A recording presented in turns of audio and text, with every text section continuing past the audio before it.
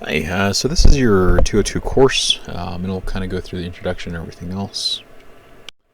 So this is me, Mr. Barber. Mr. Barber in So again, you have kind of like a picture to the face, or a face to the voice, if that makes sense. Within that, I am your instructor. As time progresses, you'll kind of probably just hopefully in the near future, or hopefully within the future, we'll be able to all kind of meet and everything else. But overall, progressing onwards, at times you'll kind of just probably just hear a voice. That's about it. Aside from the Zoom meetings here and there, if you ever set up for Zoom meetings and stuff like that, then great. But overall, like I said, it's one of those things where you kind of have a face to the voice. So again, a little bit about me. Jeremiah Barber, been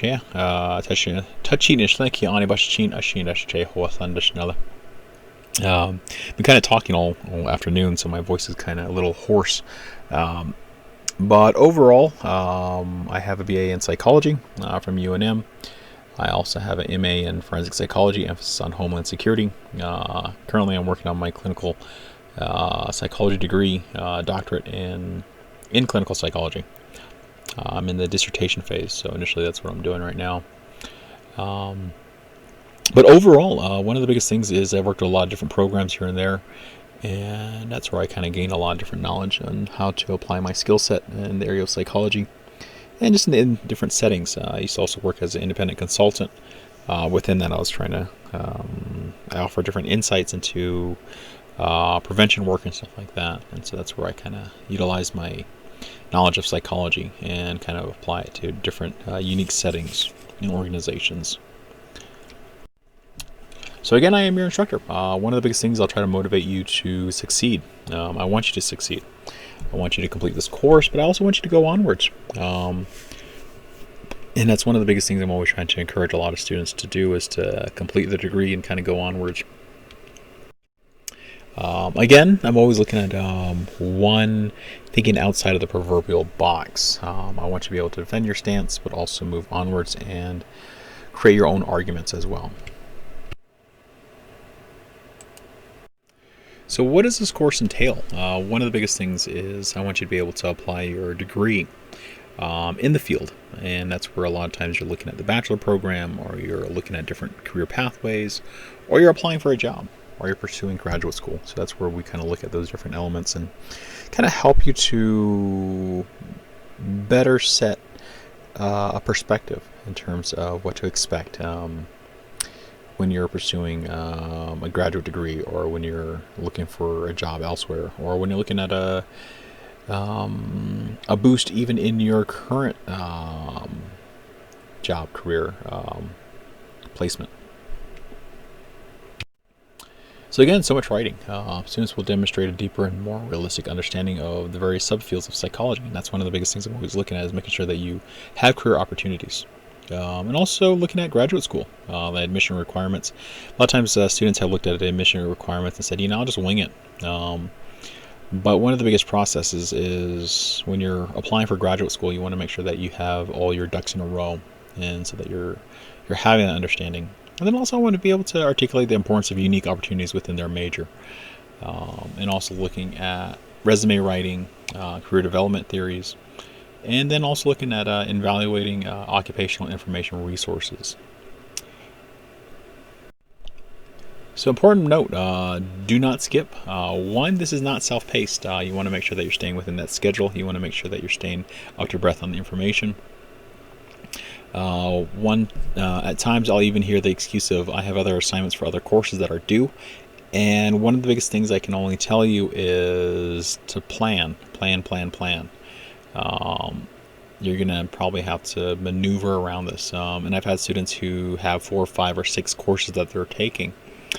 At times I would have to just tell you, maybe you need to kind of dial it back. So that's one of the biggest things, is even though you're going forward, I want you to kind of have that understanding that you are still also in another course. And so within that, that's one of the biggest things, is I want to make sure that you stay up to breath on the information. So here are the course goals, and you can read them yourself. It is listed in your syllabus. Here's the course textbook. So this is the 6th edition. If you use this 5th edition, that's fine. I'm not going to penalize you for it. But one of the biggest things is a lot of times my PowerPoints, and that's where I'll go into that a little later. But a lot of the information I'll be pulling from the 6th edition, just because it's newer. But other than that, aside from that, a lot of the key information is still pretty relevant. So here it is, the PowerPoints. So make sure that you look at the PowerPoint resource in the resource menu, or in the menu. You'll find the resource button, the resource tab. That's where you'll find a lot of the PowerPoints. They're there, and you can use them. I make it available to you. In addition to that, one of the things is I have students that kind of always ask that question of, why do your PowerPoints look a little more in depth than ours? One, because they're my PowerPoints. Two, you'll get the rudimentary PowerPoint, just the bare bones of it all. My PowerPoint's a little more in depth than everything else, just for my own notes and everything else. In addition to that, I'm always researching new elements and new features here and there. So that's one of the things is I try to make sure that the rudimentary features are still available in your PowerPoints, but that's primarily the only notice that I'll be giving you. Just that uniqueness that is there. And I urge you, here it is, here's the course scheduling. I urge you to look at it. The schedule for the assignments. The ones in yellow are your discussion questions. The one in green are your major assignments. And now all I can urge is just that you stay up to date on it. If you fall behind, it really will impact your grade. The reason why I say that is there are no exams. If you notice that in the syllabus, it does note that. There are no exams. So within that, I do need you to stay up to breath on that. So within that is, as you're going along, you're going to kind of come across all these uniquenesses. But again, like I said, I want to make sure that you're staying up to breath on the information. But aside from that, that's primarily how it's set up. So here's your critical thinking. You'll be utilizing a lot of this in terms of how to apply yourself in different fields. I urge you to kind of take advantage of this course in terms of critically and analyzing a lot of different insights and being open-minded. A lot of times I had students who interned here and there, and sometimes their heart was so set on interning at a certain location, but they ended up interning at a different location. And when they interned at that different location, a lot of times it opened up their eyes to a different subset of a career pathway, and so it kind of opened up a new avenue for them. So again, that's where the open-mindedness kind of comes in. So here it is. Communication is key. One of the biggest things is you'll find a way to contact me in the syllabus. In addition to that, if you're going to contact me, if you're going to call me, don't just simply call me. I used to work with inmates and also used to work with victims and perpetrators. Therefore, I will not answer the call because a lot of times it's just primarily for my own safety. But within that, if you want to talk, text me and then arrange a time to meet and indicate your name and also the course number, the course name as well. But again, it's one of those things where I will get back to you to set up that time. And if you want to do a Zoom call, that's fine as well. That is made available as well. So here it is, the Zoom meetings. If you want to set up a Zoom meeting, that can be made available. If you do, that's great. But again, I urge you not to set up your own Zoom meetings. If you do, it opens up another box for you and everything else, and it creates this whole issue versus if I set it up. If I set it up, then I can create a link and everything else, and it makes it a lot easier.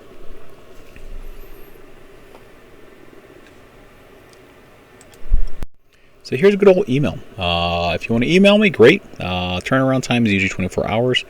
Sometimes a little sooner, but overall, at least give me 24 hours to email you back. Again, this is kind of like a good turnaround time. So again, that is available. So internet, you do need internet for this course in order for you to submit work and everything else. And a lot of times I'll send notices by way of email. So just make sure that your email is available.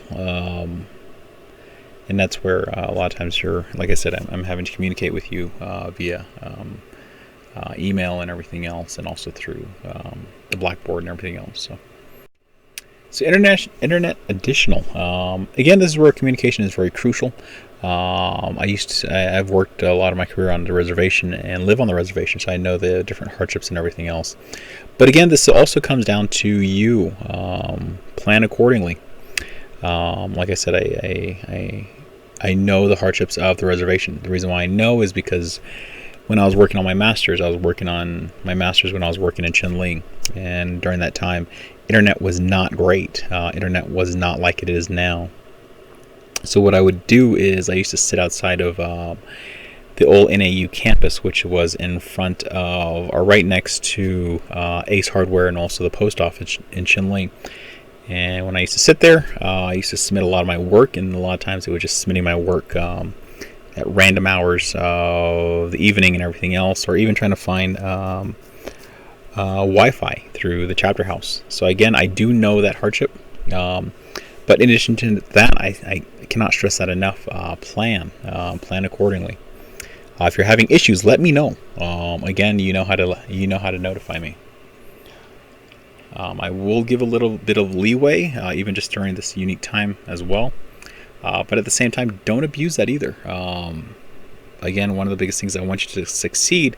But in addition to that, if there's so much issues, one, I will begin to question that. So again, like I said, communicate with me. Assignments, you'll have various assignments listed within. It is your responsibility to complete them. So I'll leave that up to you. So here you have your discussion assignments. One of the biggest things is understand that a lot of times I've had students say, why is there a lot of weight in these discussion assignments? The reason why is there is no exam, so therefore a lot of weight has to be applied to a lot of these assignments. And within that, I do urge you to stay up to breath on those. So intake, citation, and referencing does apply here. So make sure that you still apply a lot of these different things of APA citations.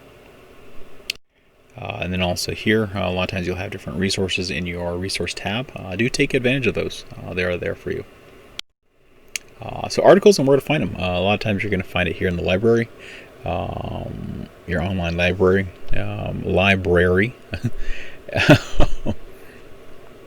Within that, I want you to make sure that you find it. There's a little tab there. Click here. This would be on your, if you go to the website itself. So do click there and you'll find it. Once you click there, you're going to go onto this page. And this page is where you're going to scroll all the way to the bottom. So kind of scroll all the way to the bottom.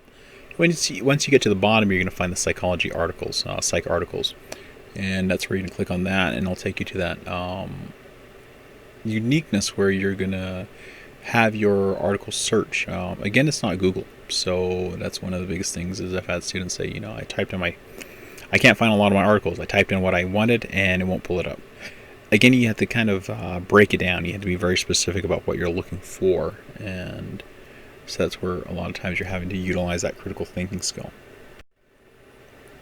Academic dishonesty. One of the biggest things is I do not like recycled paper.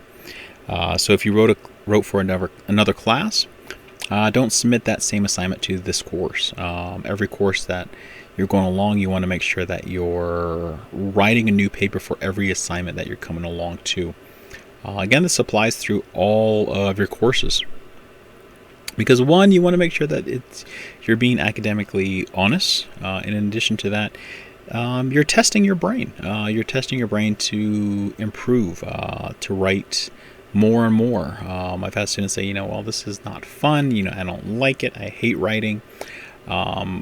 All I can say is I'm sorry. That's college. I've had to struggle through it. You're probably going to have fun with it as well. So within that's one of the biggest things that's all I can tell you is within college, you're having to test a lot of your academic insights. So SafeAssign, again, I do run through that. I do run your assignments through SafeAssign. One, to make sure that you're not plagiarizing a lot of work. And if you have submitted a past work to a former course, it will indicate that here, and within that I will send you a notice, and you'll have 24 hours to resubmit it. If not, if you choose, hey, this is my original work, but it's 100% plagiarized, then I will indicate that, and I will send it to the dean. And within that, I will then look at it to examine whether or not you will continue onward in my course. Again, like I said, I do take that very seriously. The grading rubrics. So lastly, rubrics. So again, that's where I don't hide anything from you. I try to remain as transparent as humanly possible. In other words, you see exactly what I see. In other words, your assignments. So I'll supply you with the assignments. You do the assignments. I grade the assignment. You see the grade. And it's very simple. I try to make sure that I have a good turnaround time. I usually have 48 to 72 hours of a turnaround time. Sometimes it goes a little over, but overall I will grade your paper and your assignments accordingly. But overall I try to make sure that I remain as transparent as possible. So again, the next portion will kind of go into your syllabus. Again, I won't go over that with you. You can read that yourself, and you will have a quiz on that. Again, I believe it's an extra credit quiz, so do take that quiz, and you have 2 chances. So do take it very seriously, because one, that is your agreement, indicating that you have read the syllabus, and again, that quiz kind of just reiterates that you have done the syllabus and that you have read it. But overall, that's one of the biggest things, is it's kind of an agreement within that. So do complete that as well. If you have any questions, let me know. You know how to contact me, and I'll kind of just scroll through.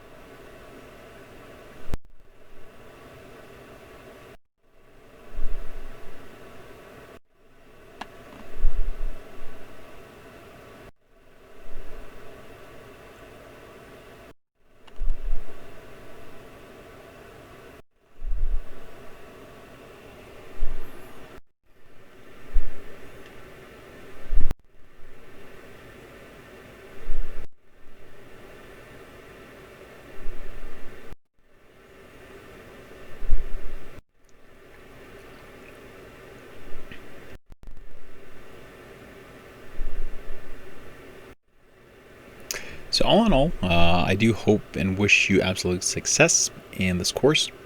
Happy studying, and may the odds be ever in your favor. Again, I leave that up to you. So here's to your spring course.